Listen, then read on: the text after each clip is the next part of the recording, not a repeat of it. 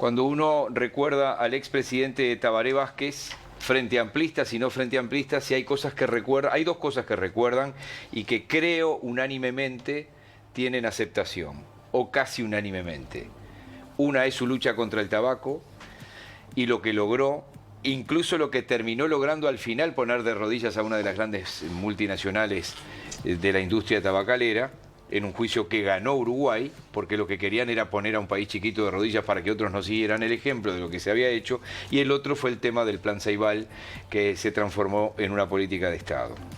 Hay quien me dice, ya desde el segundo gobierno del Frente Amplio, que era encabezado por José Mujica, que se había aflojado un poco la cincha con las políticas antitabaco, que después Tabaré Vázquez retoma algunas cuestiones, sigue firme el tema impositivo, porque los impuestos son importantes, aunque se pueda decir que se pueden subir aún más, pero el tema es que se aflojó la cincha de nuevo, y el tema es que esta semana se realizó la presentación del índice de interferencia de la industria tabacalera 2023, es decir, la situación de Uruguay en ese ranking. Y las noticias no son buenas. Por eso le pedimos a Diego Rodríguez, al sociólogo Diego Rodríguez, que es secretario de la Sociedad Uruguaya de Tabacología, que nos acompañe. Diego, ¿cómo andas? Bienvenido. ¿Cómo andan? Muchas gracias por la invitación y bueno, un placer estar acá de vuelta. Bueno, ¿qué cuenta, Diego? ¿Todo bien?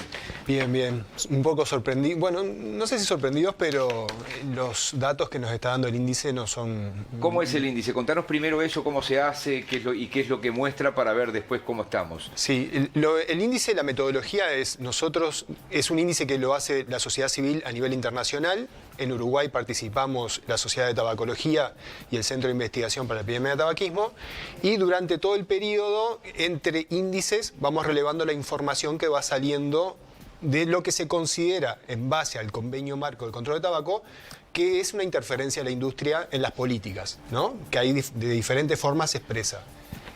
Lo importante a destacar es que el índice es una foto del momento. ¿Y por qué hago esta acotación? Hoy Uruguay, el valor, que ahora lo vamos a ver, no es muy bueno, es malo en realidad, pero mañana puede ser bueno porque es una foto. O sea, esto es, mira el periodo que se consideró y ve qué acciones pasaron ahí con la industria tabacalera.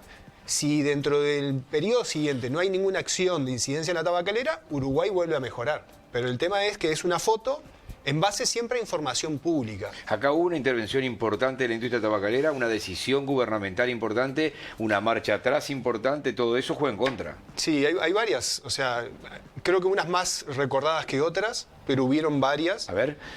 En particular, todos recordamos cuando el presidente dijo que, lo entrevistaron y le preguntaron si esto lo estaba haciendo para beneficiar a las tabacaleras y dijo, no, si fue una fábrica de chicles, ¿no? Esa frase creo que quedó, al día de hoy quedó muy marcada. Eso, que un presidente admita de que consultó, o sea, me parece que ese ya es el nivel máximo, dentro de otras cosas que uno después puede observar si los discursos coinciden con las tabacaleras. Pasó, y esto que dijo el presidente, ¿cuándo fue? Cuando pasaron, en realidad, el segundo decreto que se hizo, que intentaba modificar el empaquetado neutro. Entonces, en el empaquetado neutro está claro, y además hay otra cosa que después el periodismo de investigación lo mostró, es que también hubo una reunión, que no nos habíamos enterado, de Martinelli con Montepaz, ¿no? Es una foto que se publicó. Sabemos quién es Martinelli hoy, ¿no? Sí, Ministro del Interior. Exacto. Entonces, tenemos la reunión de Martinelli con Montepaz, luego viene la modificación del empaquetado, el decreto que modificaba, y asumiendo el presidente de que eso sí estaba haciendo a favor de la tabacalera, a pedido de la tabacalera. Tenemos un decreto antes, que es el que habilitó el tabaco calentado.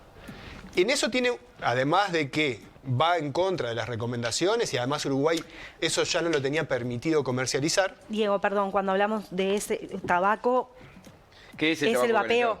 No. Y buena por eso la aclaración. Sí, en realidad la industria está difundiendo y está instalando nuevos productos.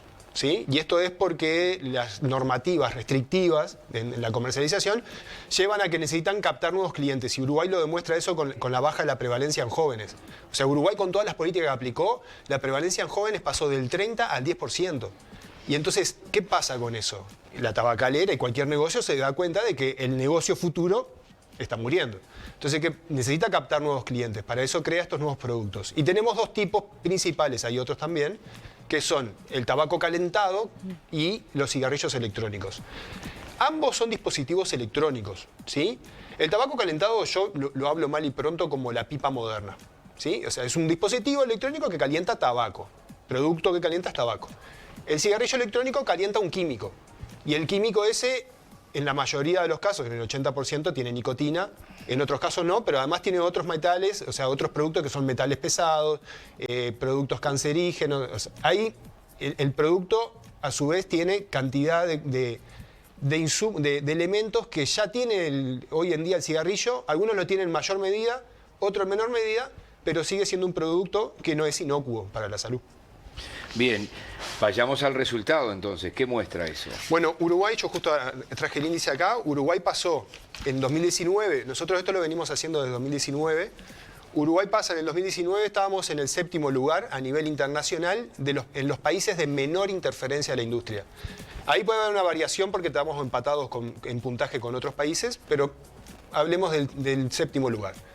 En 2020 se mantiene, o sea, asunción del nuevo gobierno, ¿no? Eso se mantuvo, por lo menos en 2020. En 2021 ya empezamos a empeorar, ahí caímos al puesto 23, y al día de hoy estamos en el puesto 61. O sea, bastante importante la caída. Y esto Del 7º en 4 años al 61. Exacto. Desde 2019 en el 7º y hoy al 61. Vuelvo a repetir lo de la foto, ¿no? Esto puede ser mañana podemos estar en el primer lugar si no hay más interferencia de la industria. O sea, el siguiente índice, dentro de 2 años, podemos estar en los mejores lugares dependiendo de qué pasa. Pero ¿por qué hago esta aclaración? Porque cada vez que vamos sacando una foto, cada vez está peor. O sea, no hay chance. La acción de la industria, la interferencia es continua. Entonces, cada vez que vamos a sacar una foto, Uruguay está peor. En lo que mencionábamos, el decreto tabaco calentado, para que veamos el nivel de interferencia. Cuando se le envía, desde el Parlamento se le hace una consulta al Ministerio de Salud Pública de qué opinaba sobre esto, ¿no? Cuando además, obviamente, el Ministerio de Salud Pública había firmado ese decreto. Eso se traslada al Programa Nacional de Control de Tabaco, la consulta. Desde el Programa Nacional de Control de Tabaco y la comisión asesora que funciona ahí, se dice que no está de acuerdo con el decreto. Eso va a jurídica del Ministerio de Salud Pública, jurídica del Ministerio de Salud Pública lo archiva y genera un nuevo expediente para responderle al Parlamento, donde en ese expediente usa los argumentos de Philip Morris que estaban en la página, que eran los fundamentos para que se utilizara el tabaco calentado. O sea, ese es el nivel de interferencia. Adentro del ministerio, o sea, algo está pasando porque eso de archivar un expediente y luego generar una nueva respuesta... ¿Esto pasó en las dos gestiones, tanto en la de Salinas como en la actual? Sí, en la actual, en realidad, la mayoría de esto que refleja este índice no es de la actual porque el corte es al principio de año, marzo, abril. Pero en la actual ya estamos viendo, por ejemplo, de reuniones de los distribuidores, que son industria, de acuerdo al convenio marco, con la ministra de Salud. Entonces, las reuniones tienen que ser solo si son estrictamente necesarias. Pero eso todavía no entró en este índice. Esto principalmente refleja la gestión de Salinas, que todos recordaremos que incluso Salinas dijo, me bajé del avión, esto estaba firmado, pero cuando empieza a argumentar de la calidad del tabaco. O sea, el tabaco, sea el que sea, enferma y mata. No tiene dos visiones. Lo que voy a decir es, puede tener una carga de ignorancia, porque yo de estadísticas, la verdad que sé poco. Sé que vos sos sociólogo, y no sé si cuando vos te recibiste ya la parte de... Sé que hay muchos que estudiaron sociología que se enojaban, estudié letras para no que me pusieran matemática, y te meten matemática precisamente para que ustedes entiendan estadística. Eso es así. Van los distribuidores y dicen, tan porcentaje se fuma es de contrabando, ¿no? Saben más que el Ministerio de Economía y por ende saben más que aduanas, ¿no? Es como el que contó los perros. Ahora hay otra encuesta que contó los perros. Yo estoy esperando los datos oficiales del censo, ¿no? Los datos oficiales del censo, porque ahí sí fueron casa por casa. El resto es una proyección estadística que alguien me podrá demostrar de que tienen razón y que el ignorante soy yo. Por eso abrí el paraguas y ahora, como lo digo por segunda vez, abrí una sombrilla. ¿Cómo hacen para saber cuánto se fuma de contrabando? Y hay otra broma que te voy a encajar en el medio, que hay un amigo que es un médico y me dice, muere menos gente por cáncer de tabaco porque están fumando de Paraguay y eso es alfalfa, ni siquiera es tabaco. Pero eso es una broma. Yo creo que falta investigación desde dónde viene el tabaco de contrabando y cuáles son los vínculos con Uruguay, porque cómo entra, ¿no? En las ferias hay tabaco paraguayo a montañas. Hay una encuesta pero lo vemos todos, pero no lo ve aduanas y no lo ve... Bueno, ayer se decomisó, justamente se encontró un doble piso en una camioneta. Casualmente, cada tantos meses alguno cae. Sobre contrabando, primero, sobre el tema cifras. Tengo además una base de ingeniería. O sea, antes, en la vida estudiantil pasé por ingeniería y terminé en sociología. Bueno, pero igual en pasar. sociología o sea, parte de la instrucción es cómo diseñar encuestas y el tema del muestreo también. Obvio. Tenemos una información básica, obviamente no es como la gente que se dedica al muestreo, pero está claro que depende de un muestreo las encuestas y eso es una proyección. Ahí está. Ahora, y ya los voy invitando, para el 18 de diciembre vamos a hacer un evento donde se van a presentar la UDELAR resultados para medir todo lo que es el tema, para evaluar todo lo que fue el tema impuestos y algunas cifras sobre el tema contrabando, que se basan en encuestas del INE, donde las encuestas del INE tiene otra cobertura en las muestras. Sí, la encuesta continua de hogares es... La encuesta continua de hogares, la encuesta de gastos e ingresos. Entonces, pero más allá de eso, más allá de cómo hicieron la cifra, que nosotros la podemos dudar, esa propia encuesta que estás mencionando y que la he escuchado, muestra que en realidad en las ferias, la venta, por ejemplo, en el interior es solo un 5%. O sea, el 95% se vende canales legales. Lo que nosotros siempre estamos preguntando es, che, ¿y quién distribuye, claro, no? ¿Quién le distribuye al kiosco, al almacén? ¿Cuál? Porque Lo dijeron las ferias. el representante de distribuidores de tabaco, lo dijo acá también en el programa, que no tenía ni idea de cómo estaba pasando esto. Pero para mí tiene que ser algo muy claro, ¿no? Uno tiene que ver el camión, la camioneta parando en el lugar, no sé. Pero por fuera de eso, el tema está en cómo entra el contrabando al Uruguay. Y a partir de que se empezó a hablar del tema contrabando, vemos noticias día por medio de que se decomisó, ¿no? una carga. 15.000 cajillas. Entonces estamos hablando de que... Es la nada, en la venta del año, ¿no? Sin duda. Ahora, En Cerro Largo. pero a lo que voy con esto. Entonces ahora parece que sí estamos controlando el contrabando, de acuerdo a las noticias. Entonces, si estamos controlando el contrabando, no es un problema de las políticas del control de tabaco, el contrabando. El contrabando es un problema de falta de controles, que entendemos ahora que parecería estar mejorando. Sí, agarraron estos dos ómnibus ahí en el puente General San Martín, que en realidad lo detiene primero la FIP, o sea, la DGI Argentina del lado de Gualeguaychú, y después obviamente se hace un operativo conjunto, ¿no? Que ahí no sé si había cigarrillos, lo que sí sé que había... Eran casi $200.000, es decir, eran 6 millones y pico de pesos, 7 millones de pesos. 7 millones de pesos. Pero el contrabando siempre existió. Bueno, o sea, en la vida de los países existe, ¿no? Obvio. Ahora, el tema que habitual... el tema es el volumen. Exactamente. No, es que Y se vendan canales oficiales. De eso ni hablar, eso ni que hablar. Pero además las últimas cifras oficiales de contrabando marcaban que el contrabando en Uruguay era de un 11% de cigarrillo. Eso no varió durante 9 años en base a encuestas oficiales, incluso es un informe del Banco Mundial. O sea, esa es la cifra que nosotros manejamos como oficial. Por otro lado, ahora hay una reunión a nivel internacional para definir algunas de estas cosas, que lo que se está pidiendo es que se defina la metodología por la cual se va a medir el contrabando. Porque no es lo mismo una encuesta del INE que una encuesta que te llamo y te digo, che, ¿qué fumaste ayer? La encuesta telefónica tiene incluso un tema del recuerdo de qué fumaste, hay varias cosas metodológicas que se podrían discutir, pero lo que se está tratando es de que se defina una forma oficial de medirlo y además que lo hagan los estados a la medición. Tomás. Diego, ¿se sabe aproximadamente cuántas cajillas de cigarrillos se consumen en Uruguay y quiénes consumen, qué edades? Sí, lo que nosotros manejamos es la prevalencia, ¿no? Que es, la prevalencia en el 2019 estaba en el 19% de la población adulta. Adulta. Eso es el 19% de la población adulta. Los jóvenes, lo que mencionaba hoy, que pasó del 30 al 10%, o sea, un 10% de los jóvenes consumen tabaco. Y lo que está pasando también es que se están también incrementando las cifras de quienes consumen estos nuevos dispositivos, más allá de que no están habilitados, por ejemplo, los cigarrillos electrónicos para su comercialización. Esas son las cifras del nivel de consumo. La cantidad de cajillas yo no las tengo acá, pero entiendo que DGI es quien debe de manejar esa información. Pero por otro lado, ahora hablando también y tomando el tema de la información, parte del índice lo que dice es que faltan medidas preventivas para justamente transparentar las cifras, que es un poco lo que venimos hablando. O sea, y transparentar la cifra implica de que DGI muestre cuántas cajillas de cigarrillos se venden, cuánto se cobra por impuestos, cuánto las fábricas producen, ¿no? Porque después hay otros países que han mostrado de que después hay una discordia entre lo que se vendió y lo que se produjo. ¿Y la diferencia dónde quedó? En Uruguay no lo podemos saber porque, por ejemplo, esas cifras no son públicas. A la industria no se le exige casi nada. El INE le exige algunas cosas que además después terminan no siendo públicas por un tema del secreto estadístico, por las dimensiones de la industria. Pero la cuestión es que necesitamos transparencia en las cifras y eso también lo refleja el índice, que al no haber transparencia, el índice sigue dando mal en ese punto. No hay ningún organismo en Uruguay que coordine este tema del tabaquismo, ¿no? Sí, o sea, en realidad es el Ministerio de Salud Pública. Correcto. Es el Programa Nacional de Control de Tabaco que está dentro del Ministerio de Salud Pública. Lo que pasa que cada vez que el programa quiere hacer algo en este sentido, empieza a haber trancas, ¿no? Por eso preguntaba yo, ¿viste? Me doy cuenta de que cada vez que hay un paso para adelante, damos 2 pasos para atrás. Lo que pasa es que lo que hay que hacer, que ya lo propuso el Programa Nacional de Control de Tabaco, es hacer un licenciamiento de todos los puntos, de toda la cadena. Algo similar a lo que tiene hoy el Ministerio de Ganadería con todas las cadenas de producción, Con el tema ¿no? de la... Desde que se hizo hasta que se vendió. Bueno, Trazabilidad.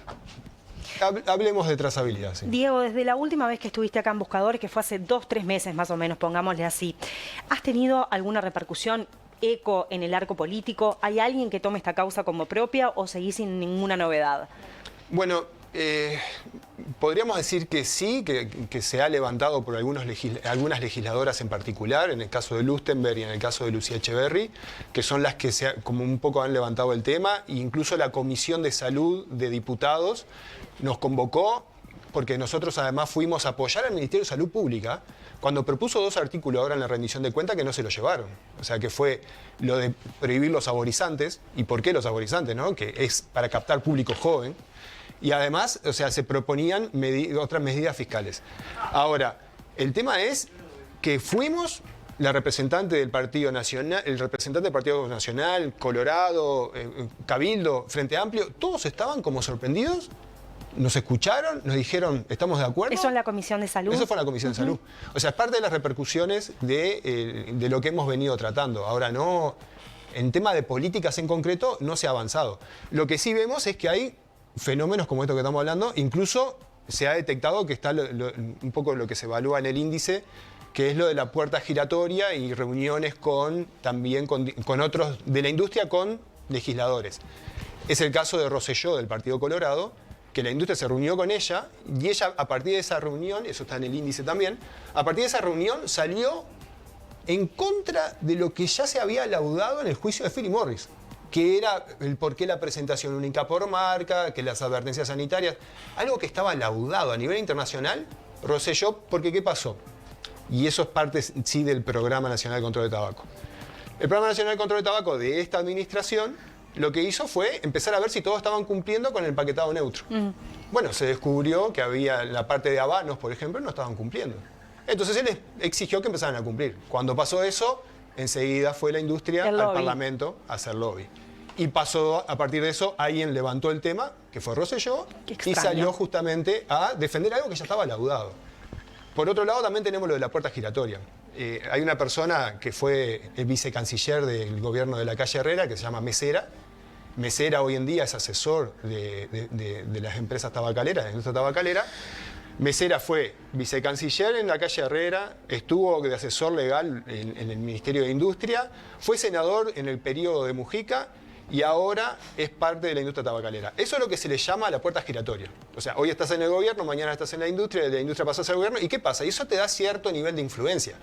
Sabemos que es uno de los que va al Ministerio de Salud Pública a... Y cuando le decimos el lobby hablamos básicamente de estas cosas. Exactamente. Son estos y justamente las puertas giratorias te permiten eso, ¿no? O sea, ya conoces el ambiente, sos del ambiente, cuando vas a hacer lobby tenés mucho más impacto. Muy bien, no sé si tienen alguna otra pregunta. No, esto de las puertas giratorias es un ejemplo que no va solo para la industria del tabaco, ¿no? Las puertas giratorias son un poco la base del lobby, la base de los círculos concéntricos. No salgo del gobierno, voy al sector privado, del Parlamento, y es un lobby muy poderoso porque esa persona que está en la puerta giratoria, como tú decías, tiene un conocimiento y unos contactos que otras personas no lo tienen. Así que me gustó el ejemplo de puerta giratoria. No, es muy valiente también en decirlo, ¿no? Exacto. Sí, yo también les diría es parte que de la información pública. Está muy bien. En tantos años, y es parte de la información pública en esto, me tocó, por ejemplo, de recibir a alguien, a técnicos del Estado, de empresas del Estado, que defendían determinada cuestión y años después venían del lado, trabajando en la empresa a la que se oponía a esa empresa del Estado. En fin, cosas que pasan, dijo el aduanero. Perdón, la radio. Gracias, Y Diego. pasaban 4 camionetas y 5 ómnibus. Porque la pregunta que uno se hace es cuando agarran 2 ómnibus así, ¿cuántos otros pasaron antes, no? Y no estoy hablando del que va a Ceguá desde Melo, o el que va cruza No es el que Libramento, compra una o el pindeta. que va al Chuy y trae 4 o 5 alimentos y se reparten los barrios, como decía la canción de los Ugará. Estamos hablando de otra cosa, obviamente, ¿no? Gracias, Diego. Gracias a usted.